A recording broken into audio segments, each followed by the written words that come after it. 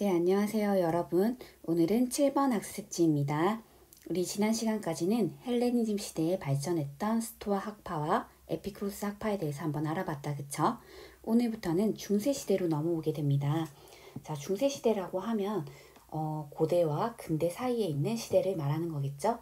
근데 흔히들 사람들이 중세 시대를 뭐라고 부르냐면 천년의 암흑 시대라고도 불러요. 왜 중세를 암흑 시대라고 하느냐?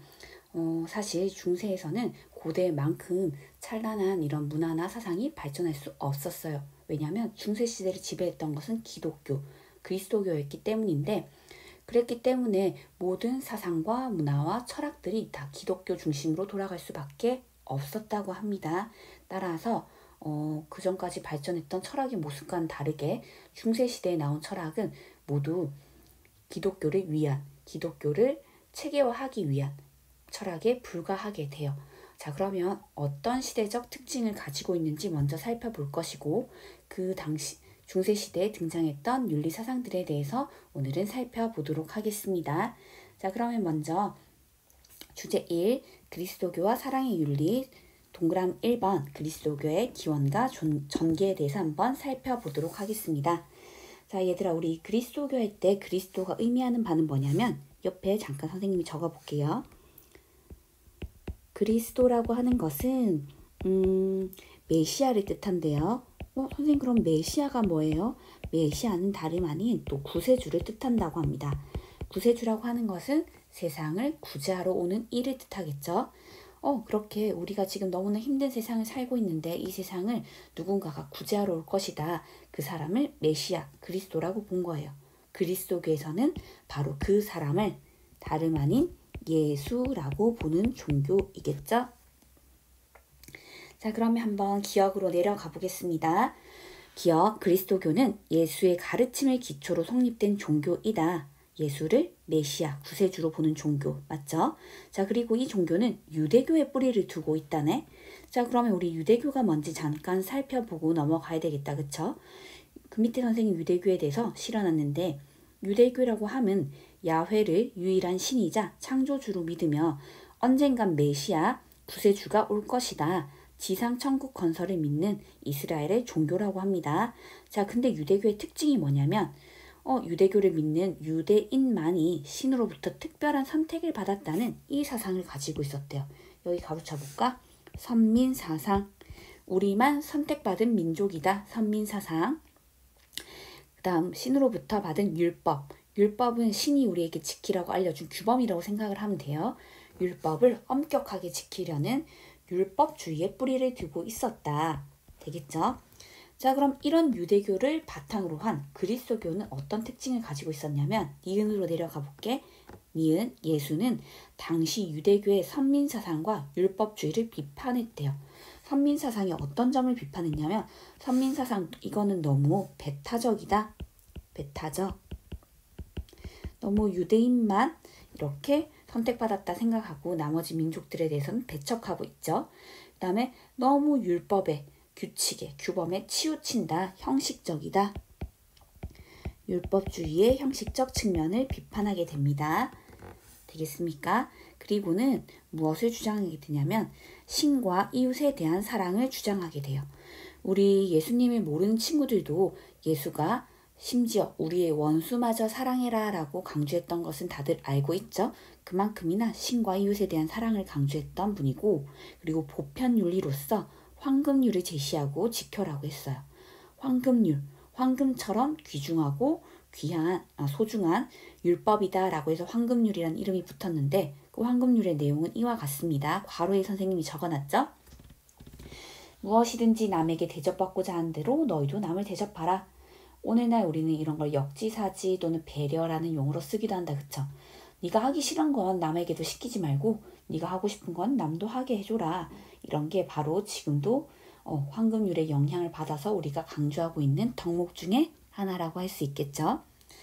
자, 디귿에는 한번 다 같이 줄을 그어 볼게요. 초기 그리스도교는 통일된 교리를 갖추지 못했으나 중세 아우구스티누스와 아퀴나스 같은 철학자들을 통해서 고대 그리스 사상을 수용하여 교리를 체계화함으로써 세계적인 종교로 발전하게 되었다. 얘들아, 지금은 그리스도교, 다른 말로 기독교가 굉장히 유명한 세계적인 종교로 발돋움을 했다, 그쵸? 정말 많은 사람들이 믿고 있어요. 하지만 초기에는 그리스도교가 그렇지 못했대요. 그리고 종교가 이렇게 세계적으로 사람들에게 사랑을 받기 위해서는 그 종교의 교리가 탄탄해야 돼요. 교리의 이론이. 자, 근데 초기에는 그 이론이 탄탄하지 못했겠죠? 그 교리를 체계화하는 작업을 한 사람들이 바로 중세시대의 아우구스티누스와 아퀴나스 같은 사람들입니다. 근데 그때 중요한 것은 여기 괄호쳐볼까? 고대의 그리스 사상을 수용해서 교리를 체계화함. 지금까지 우리가 배웠던 고대 그리스 사상, 소플아 또는 스토아파, 에피쿠로스 학파 이런 것들 배웠죠? 그런 것들을 받아들여서 교리를 체계화했대요. 이렇게 교리를 체계화하니까 그 뒤부터는 그리스도교가 더 널리 전 세계적으로 퍼져나가 지금과 같은 세계적인 종교가 될 수 있었겠죠. 굉장히 이들의 역할이 컸다라고 볼 수 있습니다. 자, 그 밑에 이러한 모습을 이렇게도 표현할 수 있을 것 같아요. CF쌤이 적어놨죠? 처음에도 얘기했던 것처럼. 이 당시에 철학은 신학의 시녀로서의 역할밖에 못했다. 철학 그 자체로 단독적으로 발전하지 못하고 신에 대한 학문의 도구, 시종, 하수인일 뿐이었다. 되겠습니까? 또는 이 시대를 헬레니즘과 헤브라이즘의 결합이라고 표현하기도 합니다. 헬레니즘이라고 하는 것은 고대 그리스에서 발전했던 사상과 학문들을 일컬어요. 그 당시 사상과 문화 학문들은 모두 초점이 인간이었죠. 그러니까 쉽게 말하면 헬레니즘이라고 하는 것은 인간 중심의 문화와 사상을 일컫는 말이고, 헤브라이즘은 신 중심의 문화와 사상을 일컫는 말이에요. 인간 중심의 문화와 신 중심의 사상과 문화가 결합된 시대라고 할 수 있다. 중세시대는. 자, 여기까지 되겠습니까? 자, 이렇게 신학의 시녀 역할밖에 철학이 못했기 때문에, 그 다음에 문화도 마찬가지고 신학의 시녀로서의 문화 역할밖에 못했어요. 그래서 이 당시를 암흑시대라고 부르긴 하지만 그럼에도 불구하고 이 당시에도 윤리사상이 발전했다라는 거, 어떤 윤리사상이 발전했는지 지금부터 밑에서 살펴보도록 하겠습니다. 우리 오늘은 아우구스티누스의 윤리사상 살펴볼 거고, 그 다음 시간에 학교에 와서 아퀴나스의 사상 한번 살펴보도록 할게요. 자, 그러면 동그라미 2번으로 한번 내려가 봅시다. 아우구스티누스의 사랑의 윤리. 얘들아, 아우구스티누스의 철학을 뭐라고도 부르냐면 그 앞에 하나 적어주자. 교부 철학이라고 부릅니다. 교부 철학. 교부 철학할 때 교부라고 하는 것은 교회의 부, 아버지. 아우구스티누스와 같이 초기에 기독교의 교리가 체계화되지 않았을 때 그걸 체계화하기 위해 노력한 여러 신학자들이 있었겠다. 그쵸? 그들을 교부, 교회 아버지라고 칭송을 해요. 그 중에 한 명이 아우구스티누스고, 아우구스티누스를 비롯한 그들의 철학을 교부 철학이라고 합니다. 자, 근데 지금은 교회 아버지라고까지 이렇게 존경받는 아우구스티누스였지만 그의 젊은 시절은 우리가 상상할 수 없던 모습이었대요. 굉장히 방탕했고 향락적이었고 수많은 여자들을 만나기도 했고 그런 삶을 계속 이어왔대요. 그리고 심지어 기독교를 믿지 않았고 마니교라는 종교를 믿었다라고 합니다. 그런 방탕한 생활을 해오던 아우구스티누스가 어느 날 이렇게 정원을 걸어가는데 마치 하늘에서 내려온 계시와 같이 아이들의 노랫소리를 듣게 됐대요. 그때 아이들의 노랫소리에는 성경을 읽어라, 성경을 펼쳐라 라는 구절이 있었다라고 합니다.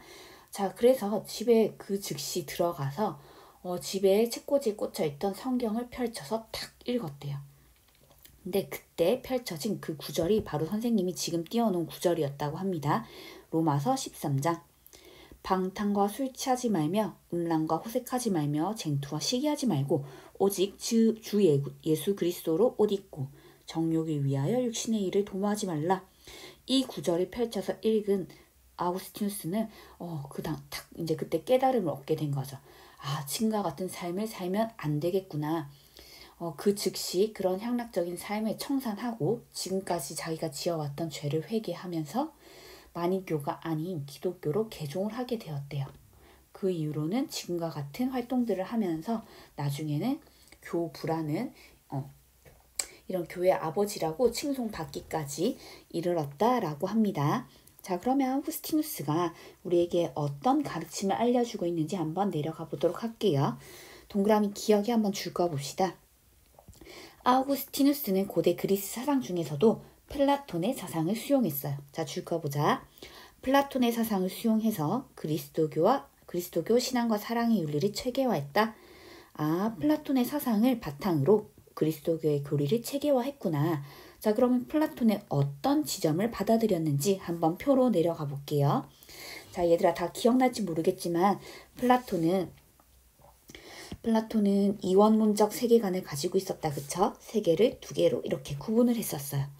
눈에는 보이지 않지만 완전하고 영원불변한 이데아들이 살고 있는 이데아의 세계가 있고, 우리가 지금 발 딛고 서 있는 이 불완전한 현실 세계가 있다라고 두 개로 구분했던 거 기억나죠?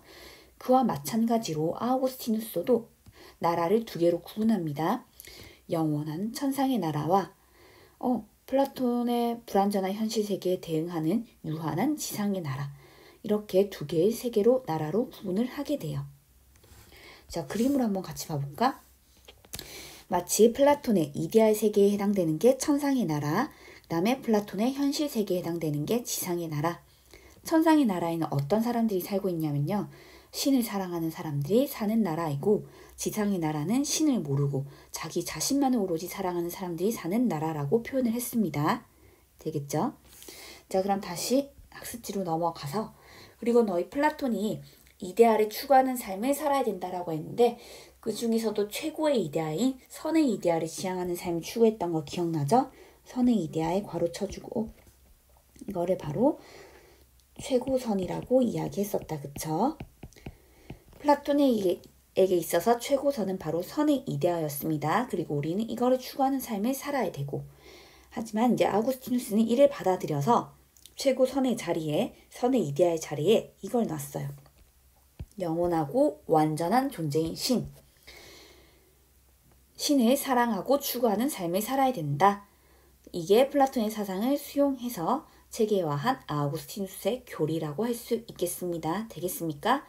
다시 한번 정리하면, 플라톤이 선의 이데아를 지향하는 삶을 추구해라고 우리에게 요구했던 것과 마찬가지로 아우구스티누스는 완전하고 영원한 존재인 신을 사랑하고 추구하는 삶을 살 것을 우리에게 요구합니다. 자, 니은으로 내려가서 니은에도 줄거 볼게요. 다시 한번 정리해서, 신이 아우구스티누스에게 있어서는 최고선이며, 신을 사랑하는 사람들은 악에 빠지지 않고 선을 실현하며 참된 행복에 이를 수 있다. 신을 사랑하는 사람만이 선을 실현하고 참된 행복에 이를 수 있고, 아까 그림에서 봤던 천상의 나라, 천국에 도달할 수 있다라고 이야기하는 거예요. 되겠죠? 조금 더 구체적으로 이 주장을 살펴볼게요. 우선 첫 번째 동그라미, 아우구스티누스는 이 세상에 존재하는 모든 것들에는 질서가 있다라고 봤대요. 질서, 순서, 우선순위가 있다.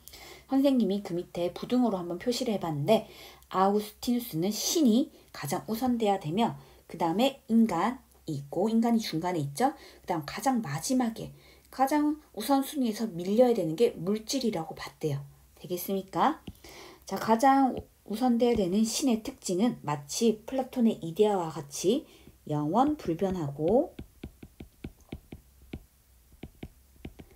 완전하겠죠? 그렇기 때문에 신이 가장 먼저 와 있고, 반면에 가장 마지막에 있는 물질은 신과는 다르게 생겨나고 사라지고 또는 변화하고 생멸변화하고 불완전합니다. 자, 그리고 그 중간에 인간이 있다. 그쵸? 자, 인간은 중간에서 자유의지를 가지고 신을 더 사랑할 수도 있고, 반대로 물질을 더 사랑할 수도 있어요. 그거는 인간이 선택할 수 있는 자유가 있죠. 되겠습니까?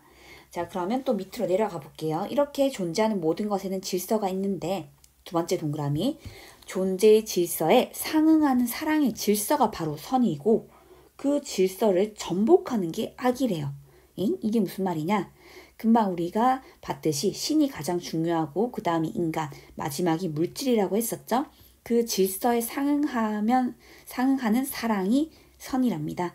다른 말로 신을 가장 사랑하고 그 다음에 인간의 영혼과 육체 중에서는 신과 유사한 부분이 영혼을 더 사랑하고 그 다음에 육체, 그 다음에 물질을 가장 덜 사랑하는 게 바로 선이라고 이야기하는 거예요. 자, 이 뒤에 적어줄까? 이게 바로 아우구스티누스가 생각하는 선이다. 다른 말로 덕이다. 되겠습니까? 자, 근데 이 질서가 완전히 반대로 전복된 거. 신은 제쳐두고 인간의 영혼과 육체 중에서도 영혼은 돌보지 않고 물질만을 사랑하고 그 다음에 육체에 탐닉하고 그 다음에 영혼, 그 다음에 마지막으로 신을 사랑하는 거. 이런 식으로 사랑의 질서가 전복된 게 악이라고 이야기를 해요. 되겠죠? 당연히 신학자로서 할 수 있는 주장이다. 그쵸? 신을 가장 사랑하는 게 선이다. 물질은 가장 덜 사랑해야 된다. 그런데 사람들은 신에 대한 사랑은 하지 않고 물질을 더 추구하고 지금 우리도 물질을 최고로 여기는 물질 만능주의에 빠져 있잖아요. 그런 걸 바로 악이라고 봤습니다. 되겠습니까? 자, 그러면 악에 대해서 조금 더 자세하게 살펴봐야 될 것 같은데 세 번째 동그라미 아우구스티누스는 악이라고 하는 것은 최고선인 신이 창조한 것이 아니다. 어떻게 최고선인 신이 악을 창조할 수 있겠느냐?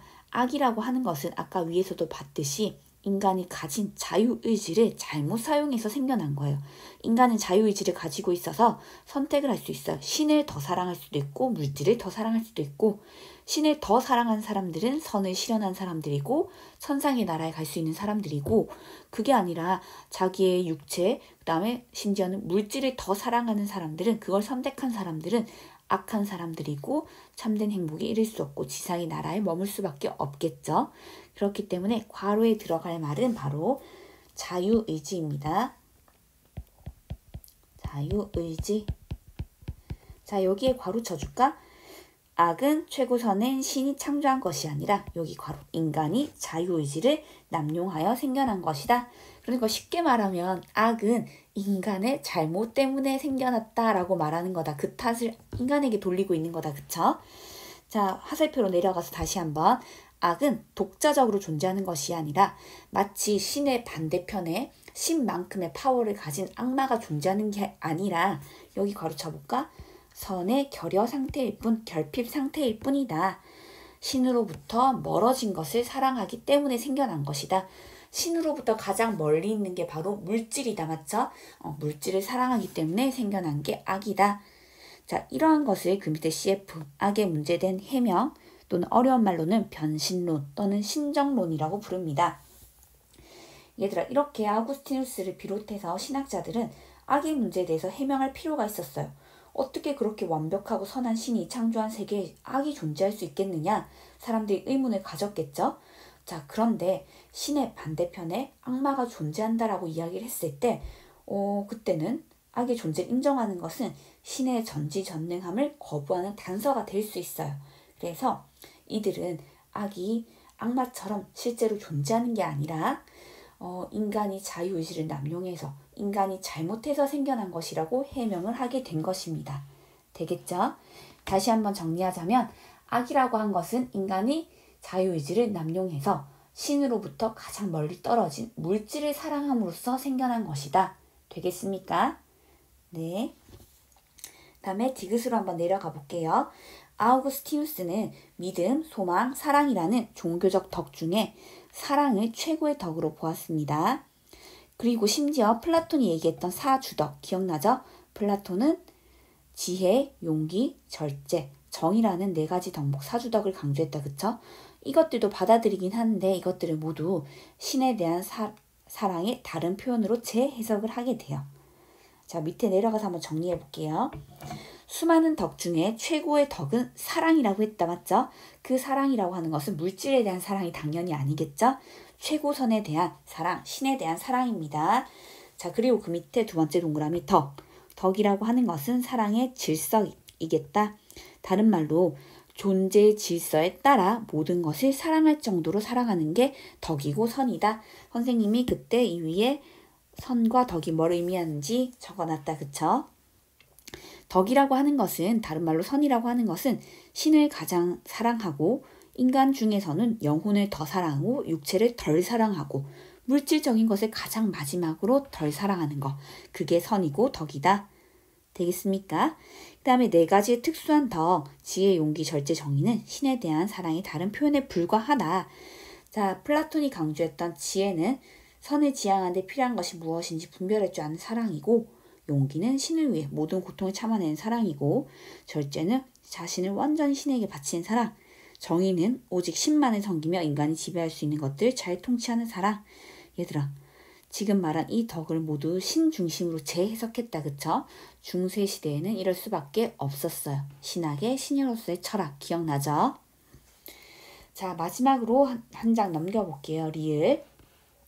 자, 지금까지 아우구스티누스는 우리가 물질이 아니라, 인간의 육체가 아니라, 그리고 인간의 영혼보다 신을 더 사랑할 때 선을 실현할 수 있고, 그 다음에 참된 행복을 누릴 수 있다라고 했는데, 여기서 덧붙여서 이렇게 얘기해요. 리을. 사실 인간만의 노력만으로는 신을 온전히 사랑하는 게 어렵다. 우린 항상 유혹에 시달리게 돼요. 육체에 탐닉하게 되고 물질을 더 사랑하게 되고, 그쵸? 그렇기 때문에 우리에게 뭘 요구하냐면, 그 밑에 화살표, 참된 행복을 얻으려면 이렇게 해라. 여기 줄 거 볼까? 참된 행복은 신앙을 통해 신의 기의하고 계시를 통해 신의 은총을 받을 때만 가능하다. 그리고는 여기 괄호 쳐줍시다. 신앙을 통해 신의 기이해라. 자, 참된 행복을 얻기 위해서는 혼자만의 힘으로는 불가능하다. 그러니까 신앙을 가져라. 되겠습니까? 그리고 계시를 통해 신의 은총을 받을 때에만 가능하다. 이것은 인간의 노력만으로는 신을 온전히 사랑할 수도, 참된 행복을 누릴 수도, 천상의 나라에 들어갈 수도 없다. 되겠죠? 자, 그러면 여기서 우리 플라톤 사상과의 차이점도 하나 살펴보는 게 중요할 것 같아요. 공통점들은 앞에서 표로 정리했고, 차이점도 한번 봐볼게요. 자, 플라톤도 아우구스티누스도 모두 최고선을 추구하는 삶을 살아라 라고 우리에게 요구한다. 그쵸? 그때 최고선은 플라톤에게 있어서는 선의 이데아이겠고, 아우구스티누스에게서는 신이겠다. 그쵸? 자, 근데 여기서 중요한 거. 플라톤의 선의 이데아는 우리가 이성을 잘 발휘하면 인식할 수 있는 대상이에요.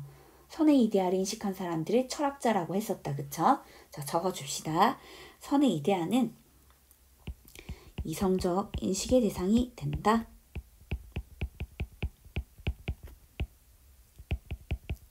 이성적 인식의 대상이다. 하지만 신은 인간의 이성으로, 머리로만으로는 인식할 수 없는 대상이에요. 이성적 인식의 대상이 아니라, 여기 적어볼까? 우리가 실존적으로 만나야 할 인격적 존재이다. 이런 점에서 차이가 나는 겁니다. 우리가 신앙을 가짐으로써 진짜 체험하고 만나야 할 인격적 존재이다. 얘들아, 우리 중세시대에 들어서 신이 인격적 존재, 인간의 모습을 한 사람이라는 생각이 퍼지게 돼요. 우리 스토아파할 때도 신이 나왔다, 맞죠? 그때 신은 그리스도의 모습처럼 인간의 모습을 한 사람이 아니라 이성 그 자체였습니다.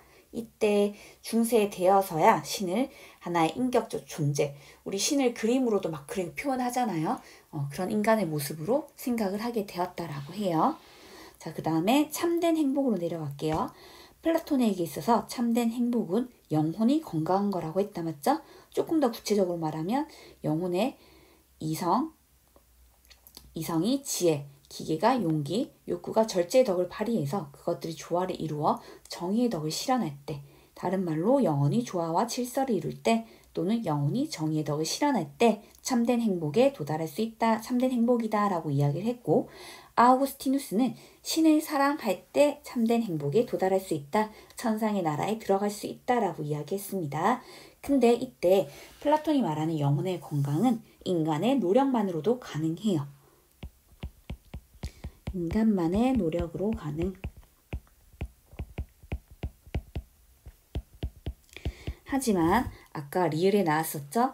아우구스티누스는 참된 행복은, 그리고 신을 온전히 사랑하는 것은 인간만의 노력으로는 역부족이다. 그렇다면 위에 나와있듯이 계시를 통해 신의 은총을 받을 때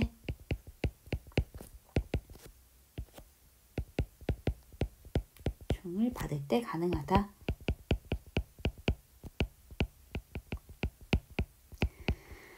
당연히 신학자이다 보니까 인간만의 노력으로 인간 이성만으로는 신을 인식할 수도 신을 사랑할 수도 없다라고 이야기하는 거겠다. 그쵸? 여기까지 정리가 되겠습니까? 자, 그러면 우리 플라톤 사상을 수용해서 교리를 체계화한 아구스티누스의 사상 다 살펴봤고 한번 실제로 이 사람의 목소리를 들어보러 한번 내려가 볼게요. 자, 첫 번째 줄부터 한번 줄 꺼볼까? 피조물에 대한 사랑이 아니라 창조물에 대한 사랑이어야 왜곡된 사랑이 아니라 바른 사랑이다.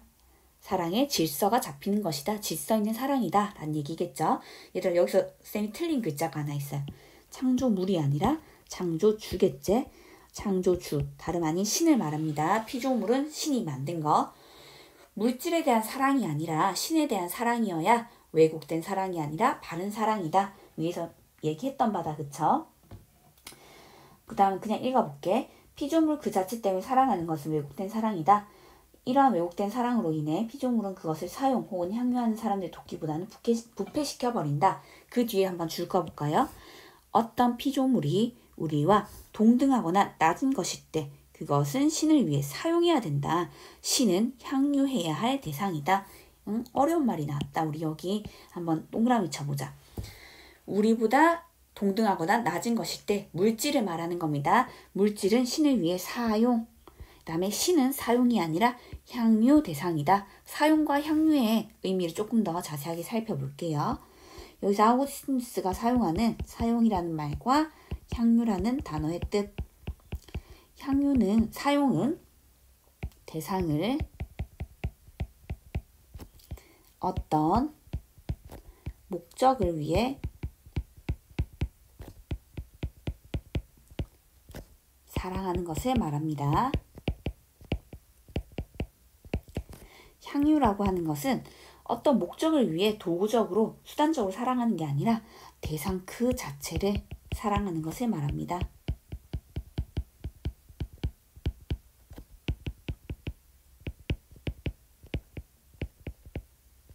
되겠습니까? 자, 그러니까 아우구스티누스가 말하고자 하는 바는 대상 그 자체를 사랑할 수 있는 대상은, 다른 말로 향유할 대상은 신밖에 없다. 나머지 뭐 명품 가방 또는 우리가 좋아하는 돈 또는 뭐 차 이런 것들은 어떤 목적을 위해 사랑하는 것, 사용하는 것이지 그것을 그 자체로 향유하면 안 된다는 거예요. 지금 우리 현실 사회에서 돈이나 차나 집이나 또는 가방이나 옷이나 이런 물질들이 마치 신과 같이 그 자체를 사랑하는 사람들로 넘쳐난다. 그쵸? 그런 걸 물질 만능주의 시대라고 하는데 아우구스티누스가 가장 경계했던 거예요.